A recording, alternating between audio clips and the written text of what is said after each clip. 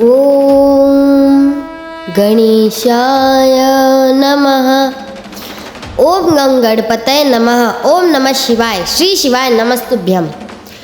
जय श्री कृष्ण। राधे राधे। प्रिय भक्तगणों, आज हम सभी भगवान श्री भोलेनाथ की पवित्र कथा का श्रवण करेंगे।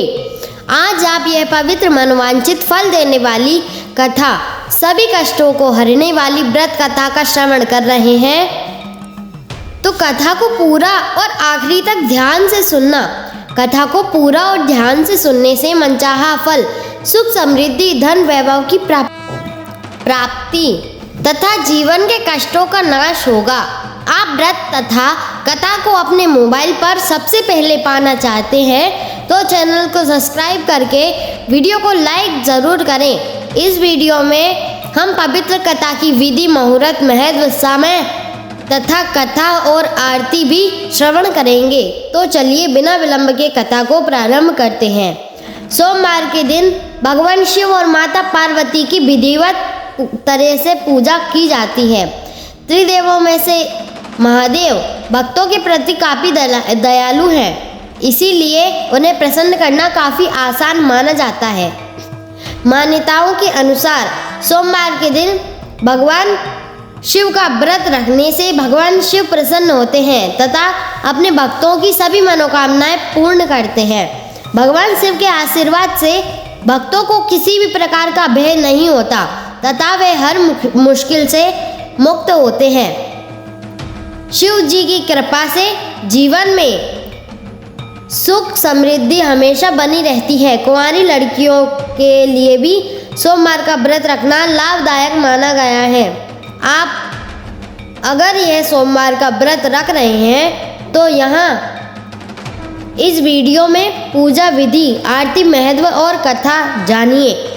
नारद पुराण के अनुसार सोमवार के दिन शिव भक्तों को प्रातःकाल स्नान करने के बाद स्वच्छ वस्त्र धारण करना चाहिए।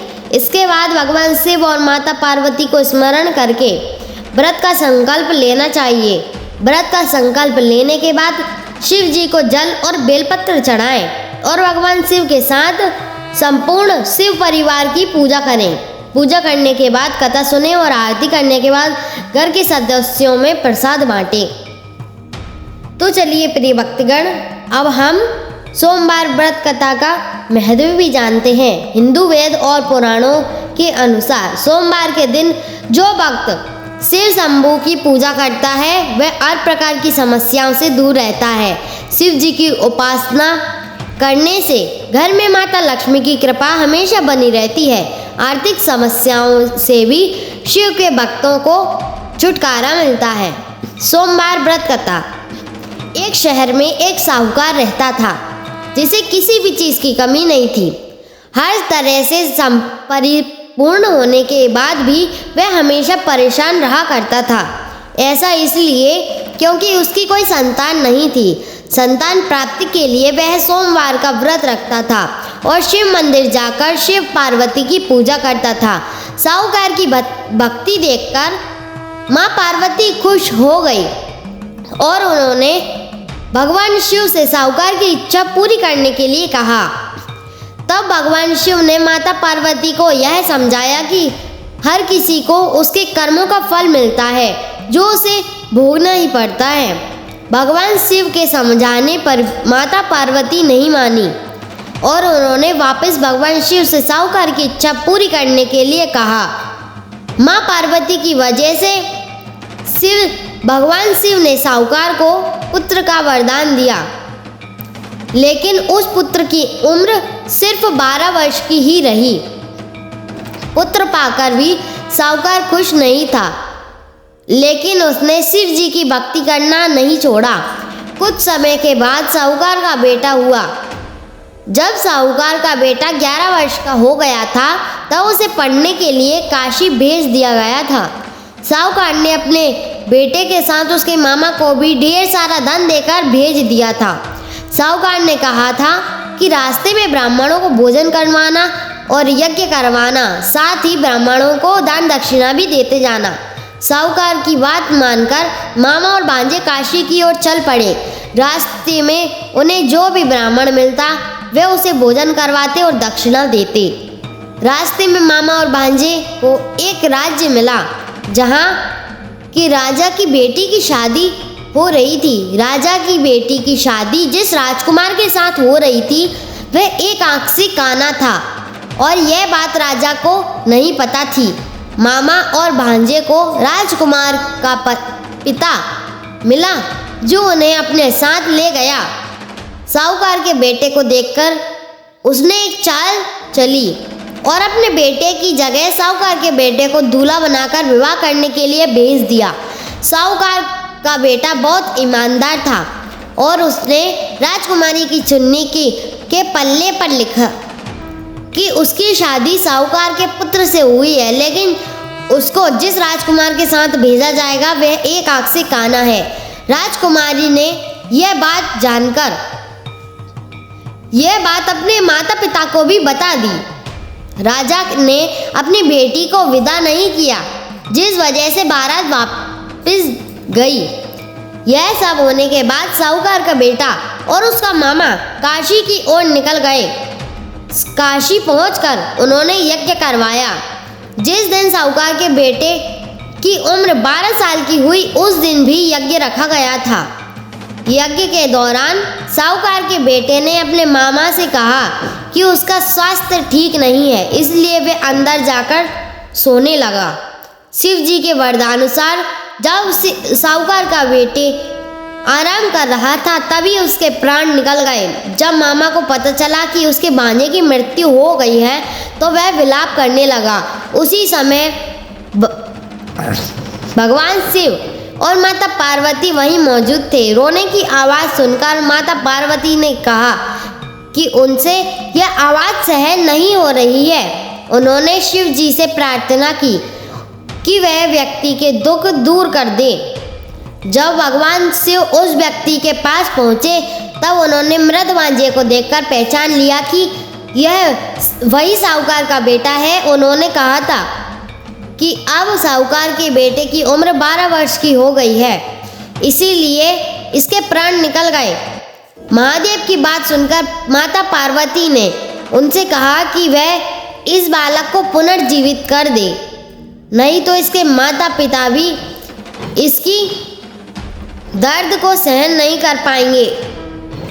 माता पार्वती की बात मानकर शिव जी ने साहूकार के बेटे को पुनर्जीवित कर दिया। जब मामा और भांजे वापस शहर की ओर जा रहे थे तब उन्हें वही राजा मिला जिसकी बेटी ने साहूकार के बेटे से शादी की थी। वह राजा साहूकार के बेटे से बहुत प्रसन्न था, इसलिए उसने साहूकार के बेटे के साथ अपनी बेटी को विदा कर दिया। साहूकार का बेटा अपनी नई नवेली दुल्हन को अपने साथ लेकर आ रहा था। दूसरी ओर साहूकार और उसकी पत्नी अपने बेटे की राह देख रहे थे। साहूकार और उसकी पत्नी ने यह सोच लिया था कि अगर उनका बेटा वापस नहीं आएगा तब वे अपने प्राण त्याग देंगे, लेकिन जब उन्होंने अपने बेटे को देखा तब वे बिल्कुल बहुत खुश हुए। रात में साहूकार के सपने में भगवान शिव आए और भगवान शिव ने उस व्यापारी से कहा कि वह उसके सोमवार के व्रत से बहुत प्रसन्न है, इसीलिए उन्होंने उनके बेटे को लंबी आयु प्रदान की है। तो चलिए भक्तों, अब हम भी भगवान शिव की आरती करते हैं। जय शिव ओमकारा, ओम जय शिव ओमकारा, ब्रह्मा विष्णु सदा शिव अर्धांगी धारा। ओम जय शिव ओमकारा, एकानन चतुरानन पंचानन राजे, भोले पंचानन राजे। हंसानन गरुणासन, हंसानन गरुणासन, वृषवाहन साजे। ओम जय शिव ओमकारा, दो भुज चार चतुर्भुज, दश भुज अति सोहे, भोले दश भुज अति सोहे, त्रिगुण रूप निरखता त्रिभुवन जन मोहे। ओम जय शिव ओमकारा, अक्षय माला बनमाला रुंड माला धारी, भोले रुंड माला धारी। चंदन मृग मद सोहे, भोले शशिधारी। ओम जय शिव ओमकारा, श्वेतांबर पीतांबर बाघंबर अंगे, भोले बाघंबर अंगे। सनकादिक गरुणादिक भूतादिक संगे। ओम जय शिव ओमकारा, कर के मध्य कमंडलु चक्र त्रिशूल धरता, भोले चक्र त्रिशूल धरता। जग करता जग भरता, जग संहार करता।